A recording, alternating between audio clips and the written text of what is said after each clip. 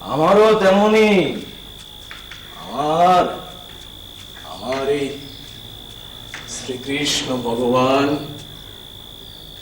আমি তো তাকেই জপি গো। গদায়ের আবার মা ভবতারিণী,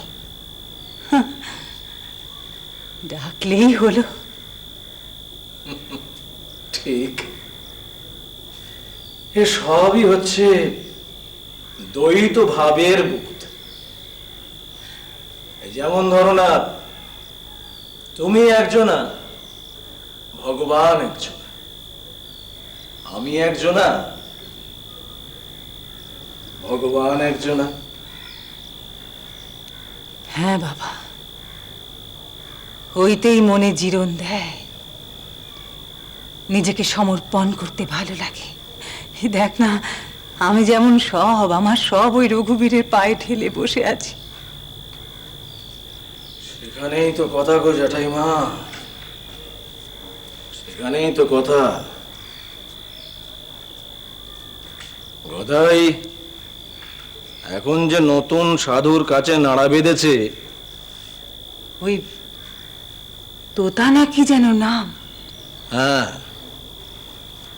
তিনি তো ওকে অদ্বৈতের পথে টানছেন। গদাই এখন যে নতুন সাধুর কাছে নাড়া বেঁধেছে, ওই তোতা না কি যেন নাম? হ্যাঁ, তিনি তো ওকে অদ্বৈতের পথে টানছেন। তিনি বলছেন গদাই আর ভগবান একাকার। তাই তো তোমায় বলছিলাম গো, ও এখন চরাচরের শেষ সীমায়। ওর এখন ব্রহ্মতে লীন বোধ। তুই ওকে শাসন করিস নে। আমি না গো, না, আমি আর পেরে উঠছি না গো। তাছাড়া আমার শরীর গতি মোটেও ভালো নেই। বুঝতে তো পারি বয়সের ভার নামছে, অনেক তো হলো। এবার মনে করছি ছুটি নেব। ঘরের জন্যে মনটা বড় কাঁদে গো জ্যাঠাইমা, মনটা বড় কাঁদে।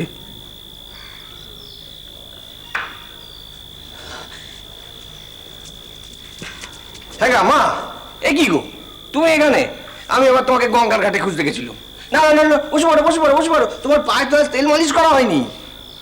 কি গো, করবে নাকি?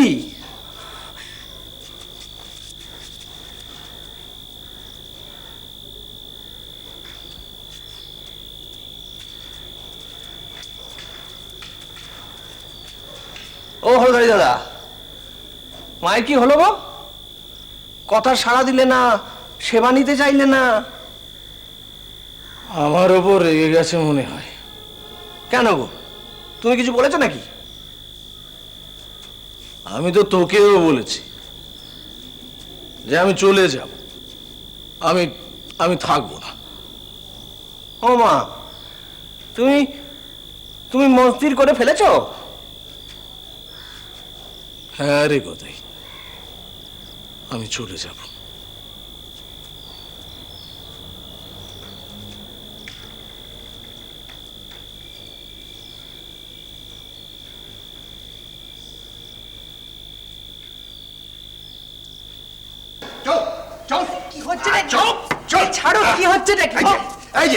এই ছেলেটা কোন একটা মতলব নিয়ে এখানে এসেছে জানেন। দেখি কি মায়ের ঘরের সামনে খালি উকি ঝুঁকি মারছে।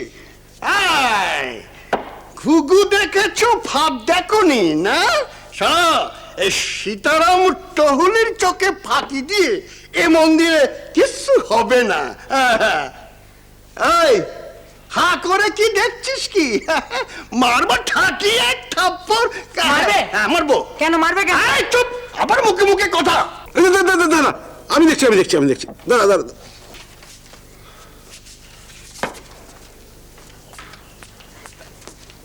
এই তুই কে কোথেকে আসছিস? গ্রাম থেকে। গ্রাম থেকে তো পোশাক দেখেই বুঝতে পারছি। লাট সাহেবের বাড়ি থেকে তো আর আসেনি। বলি এসছিস কোথায়? কলকাতা শহরে। আরে কি মুশকিল! আরে কলকাতা শহরে তো বুঝতে পারলুম, কোথায়, কার কাছে, কেন সেসব বলবি তো। আরে কলকাতা শহর কি আর এতটুকু জায়গা? বেটাকে চৌকিতে নিয়ে গিয়ে ওই পেয়াদের হাতে তুলে দে, তাহলে সব বেরিয়ে পড়বে। দাদা দাদা দাদা আমি দেখছি। এই কলকাতায় কার কাছে এসছিস? আমার ঠাকমার কাছে। ঠাকমার কাছে? ঠাকমাটাকে? আমার ঠাকমা জানো না? বাবার মা গো। এটা আচ্ছা শয়তান। এই ভয় পাবে না বলে দিচ্ছি। আমি দেখছি। এই যে খাজাঞ্চি মশাই,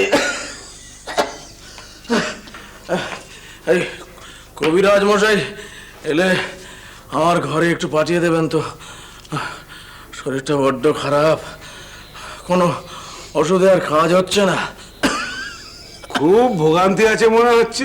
হ্যাঁ হ্যাঁ, সংকেত এসে গেছে, ডাক পাওয়া যাচ্ছে।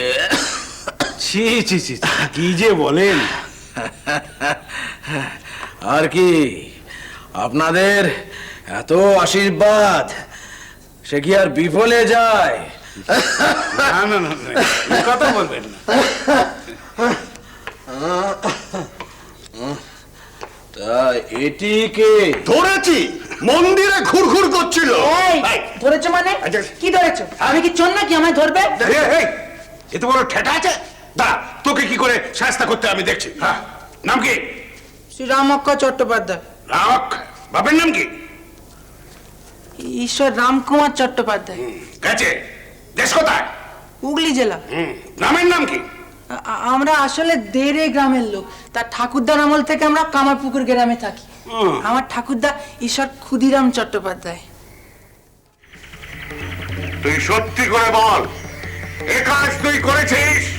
ও ছাড়ো তো, তুমি বেদান্তের কথা বলো। না, তার আগে তুই বল, রাজা বাবুর পরিবারের রোগ তুই টেনেছিস? কেন গো? তুই শুধু হ্যাঁ কি না বলবি। কি মুশকিল! আরে না বলবো কেন, টেনেছি যে কালে। কেন করলি ও কাজ? সিদ্ধাই দেখালি নাকি? এ মা, বলো কি গো তুমি? আমি ওসব কেন করতে যাবো? করতে ওসব সিদ্ধাই টিদ্ধাই আমি ঘেন্না করি। তবে আসলে আসলে ওই যে তুমি আমাকে অদ্বৈত শেখালে না, তারপরে ব্যাস মনটা না অনেক উঁচুতে উঠে গেল। এমনিতেই আমার ওই লোককল্যাণের দিকে একটু ঝোঁক আছে তো, তাই আবার ওই সেজবাবু এসে ছোট গিন্নির জন্য কান্নাকাটি জুড়ে দিল।